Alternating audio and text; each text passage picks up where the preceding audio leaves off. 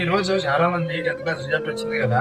ఆ 10th class result కి website open చేసుకుంటారు, వాళ్ళ నెంబర్ కొట్టుకుంటారు, వాళ్ళ పేరు చూస్తారు.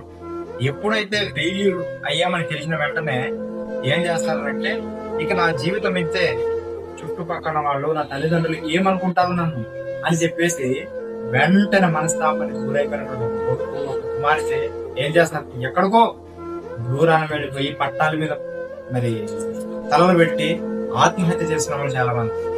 ఇక్కడ ఒక విషయం మీరు కదా గుర్తించుకోండి. ఏమంటే ఒకవేళ ఫెయిల్యూర్ అయిపోయాము అని అనుకుంటే ప్రభుత్వం మరొక అవకాశం ఇస్తుంది నీకు రాయడానికి.